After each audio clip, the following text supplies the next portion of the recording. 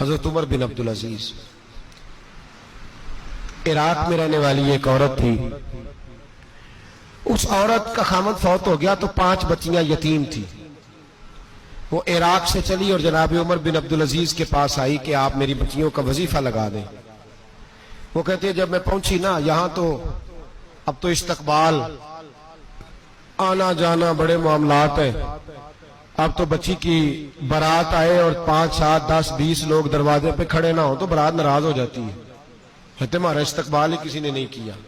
تو استقبال تو اب اس طرح ہے جس طرح نشہ نہیں ہوتا, یہ استقبال کی حالت ہے, امیروں سے لے کے غریبوں تک. مجھے پوچھا ہی نہیں کسی نے, کرسی نہیں دی, آگے نہیں بٹھایا, یہ والا معاملہ ہے. اور میں میری طرح کے لوگ نیک لوگوں کی بات نہیں کرتا. اب تو ہم دیکھتے ہیں فلاں مولانا کا استقبال ہو رہا ہے, فلاں کے لیے لوگ کھڑے ہو رہے ہیں, نعرے لگ رہے ہیں. اور اب تو میں دیکھتا ہوں ایسے ایسے ہاتھ لہراتے ہیں صوفی اور درویش کہلانے والے, جیسے سیاسی لیڈر لہرایا کرتے ہیں. یہ کیا طریقہ ہوا؟ یہ کون سا طرز زندگی؟ میرے نبی پاک صلی اللہ علیہ وسلم نے فرمایا جو خواہش کرے کہ میں آؤں اور لوگ کھڑے ہوں وہ تو جہنمی ہے, تو دوزخی ہے. سارے وہی طریقے ہم اختیار کرتے جا رہے ہیں, وہی پروٹوکول ہے ہر جگہ.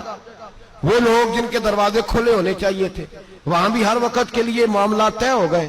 یاد رکھیں میرے نبی پاک علیہ الصلوۃ والسلام نے جو تعلیمات دی. حضرت عمر بن عبدالعزیز رحمت اللہ تعالی علیہ,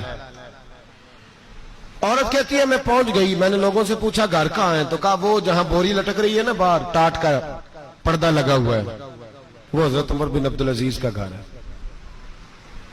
کہتی ہے میں دروازے پہ دستک دی, ایک عورت نے دروازہ کھولا تو مجھے بی بی جان کے اندر بلایا. تو ان کے گھر کے اندر جب میں داخل ہوئی تو بڑا سارا سین تھا, ایک جانب کنواں لگا تھا, ایک طرف ایک بڑا درخت تھا, اور ایک چھوٹا سا بنائی ہوئی تھی جگہ برتن دھونے کے لیے. اور بی بی نا برتنوں کو مٹی لگا کے صابن لگا کے بیٹھی ہوئی تھی, کام کر رہی تھی وہ عورت. مجھے اس نے درخت کے نیچے بٹھایا, پانی پلایا. کیسے آئی ہو؟ میں نے کہا امیر المومنین سے ملنا ہے. کہنے لگی بیٹھو تھوڑی دیر میں آ جاتے. کہتی تھوڑی, میں نے سمجھا گھر کی کوئی ملازمہ ہے, میں بیٹھ گئی. تھوڑی دیر گزری پھر دستک ہوئی, اس بی بی نے اٹھ کے دروازہ کھولا. تو جب وہ شخص اندر آئے تو کہنے لگی بڑی دیر سے برتنوں کو صابن لگا کے بیٹھی ہوں, کہاں رہ گئے تھے؟ کہتی ہیں وہ صاحب کہنے لگے بس ذرا مصروف ہو گیا تھا. دوڑے گئے, کنویں سے پانی نکالا, بی بی کو دیا, اس نے برتن دھوئے. کہتی ہے پھر تھوڑا سا سرکہ اور ایک رات کی روٹی وہ لائی, اس شخص نے کھائی. میں نے کہا کہ یہ دونوں گھر کے ملازم ہیں, میاں بیوی کام کرتے ہیں. جب وہ کھانا کھا چکے تو وہ عورت میرے پاس آئی, کہنے لگی اٹھ کے مل لو امیر المومنین سے. میں نے کہا کون امیر المومنین؟ تو کہنے لگی کب سے تو آئے ہیں, یہ جس نے کنویں سے پانی نکالا یہی مسلمانوں کا امیر ہے, اور یہ جس نے درخت کے نیچے بیٹھ کے سرکے سے روٹی کھائی ہے یہی ہے. یہ فرشتوں کی داستان نہیں, یہ وہ لوگ ہیں.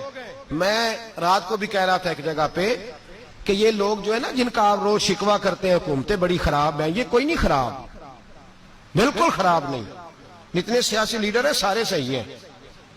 خراب وہ لوگ ہیں جو انہیں ووٹ دے کے لیڈر بناتے ہیں, بالکل خراب نہیں. میں تو ان کے حق میں ہوتا جا رہا ہوں. ناراض ہو گئے نا آپ لوگ؟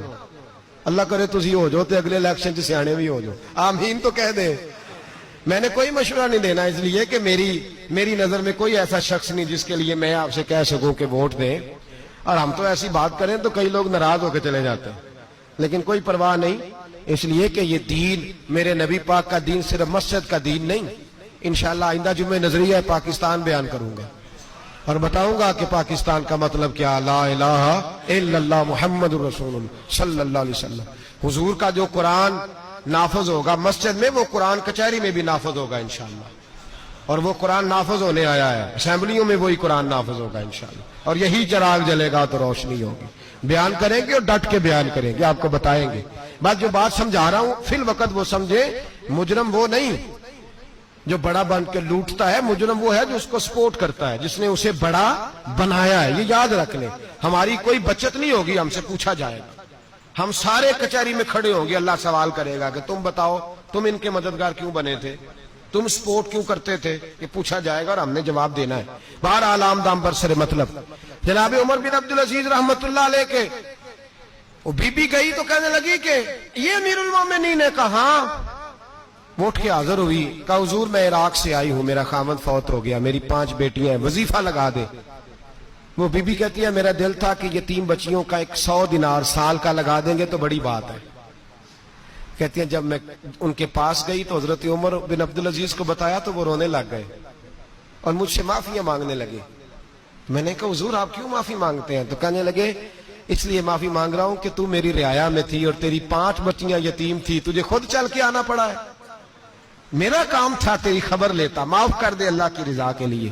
انہوں نے وظیفہ لکھنا شروع کیا تو میری ایک بچی کا 1000 دینار سال کا لکھا۔ میں نے کہا اللہ تیرا شکر ہے۔ پھر دوسری بچی کا 1000 لکھا تو میں نے کہا اللہ تیرا شکر ہے۔ تیسری کا 1000، چوتھی میں نے کہا شکر ہے۔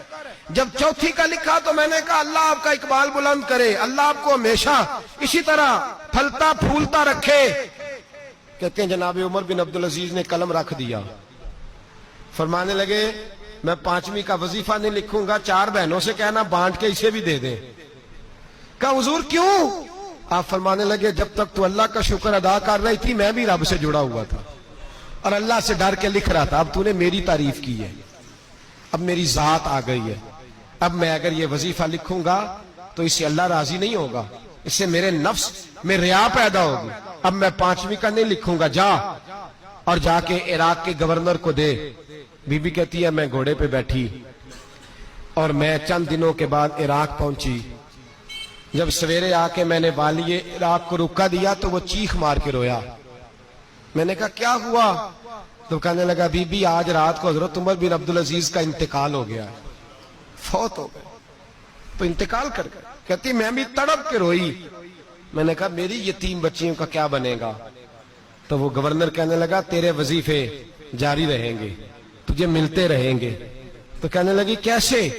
کہنے لگا میں اگر تو گورنر رہا تو تیرا وظیفہ جاری رہے گا، اور اگر گورنری سے اتر بھی گیا تو میں ذاتی طور پہ مالدار ہوں، پھر بھی تیری بچیوں کے ماہانہ پیسے پہنچتے رہیں گے۔ میں نے کہا تو کیوں دے گا؟ کہتی وہ رو پڑا۔ کہنے لگا اگر امیر حضرت عمر بن عبدالعزیز جیسے ہو تو پھر اللہ گورنروں کے دلوں میں بھی رحم ڈال دیا کرتا ہے، پھر میرے جیسے لوگوں کو بھی وہ بدل دیتا ہے۔ حضرت عمر بن عبدالعزیز گھر آئے، 3 بیٹیاں تھیں، ایک کو آواز دی وہ آئی تو اس نے منہ پہ ہاتھ رکھا ہے، دوسری کو آواز دی وہ آئی تو منہ پہ ہاتھ رکھا ہے، تیسری کو آواز دی تو منہ پہ ہاتھ رکھا ہے۔ آپ نے اپنی بیوی سے کہا کہ یہ بچیاں منہ پہ ہاتھ کیوں تینوں نے رکھا ہوا، کیا بات ہے؟ تو بی بی رو پڑی، کہنے لگی 4 دن ہو گئے میری بیٹیاں پیاس سے روٹی کھا رہی ہیں، 4 دن ہو گئے، ان کے منہ سے بدبو آتی ہے اس لیے وہ آپ کے سامنے آتی ہیں تو منہ پہ ہاتھ رکھ لیتی ہیں 4 دنوں سے۔ بی بی رو رہی ہے، حضرت عمر جلال میں آ گئے۔ آپ فرمانے لگے تو یہ رو رہی ہے، تو روئی ہے، تو نے میرے گھر میں رہ کے اللہ کی ناشکری کی ہے، تو شکر ادا نہیں کرتی کہ 3 وقت پیاز اور روٹی تجھے گھر کی 4 دیواری کے اندر مل جاتا؟ رو رہی ہے، اور میں آ میرے ساتھ باہر نکل، تجھے وہ لوگ دکھاؤں جو جھونپڑیوں میں رہتے ہیں اور مانگ کے کھاتے ہیں، آ تجھے دکھاؤں۔ اتنی ناشکری کہ گھر کے اندر پیاز پہنچ رہا ہے، روٹی پہنچ رہی ہے، اور تو کہتی ہے میری بیٹیاں پیاز سے کھاتی ہیں، شکر کر فاقے نہیں کاٹنے پڑے۔ پھر اگلے لفظ کہیں تو رو پڑے۔ فرمانے لگے میں نے تو مصطفیٰ کے وہ حالات بھی سنے ہیں جس میں کئی دن بی بی فاطمہ نے فاقے کیے، تو گھر کے اندر پیاز پہنچ رہا ہے، تو ابھی بھی سادگی، عاجزی اور قناعت نعمت تھی ان لوگوں کی۔ ہمارے ہاں روز شکوا ہے، کس بات کا؟ گاڑی کوئی نہیں، روز رونا ہے، کس بات کا؟ بنگلہ کوئی نہیں، روز رونا ہے، کس بات کا؟ بینک بیلنس کوئی نہیں، 10 جوڑے کیوں نہیں عید پہ آئے؟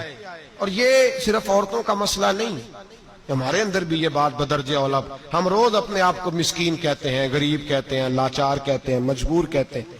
کبھی دیکھو جو جھونپڑیوں میں رہتے ہیں، کبھی پلٹ کے دیکھو لوگوں کی طرف جو پیدا ہوئے تو آنکھیں کوئی نہیں تھی، ہاتھ کوئی نہیں تھے، پیر کوئی نہیں تھے، وہ دیکھو جو پیدا ہوئے تو سر پہ باپ کا سایہ کوئی نہیں تھا، کیسے کیسے لوگ وقت گزار رہے ہیں۔ ہم روز آ کے کہتے ہیں کاروبار ٹھنڈا ہو گیا ہے، حالات بڑے خراب ہو گئے، ہم بڑے مجبور۔ کیا ہو گیا صاحب؟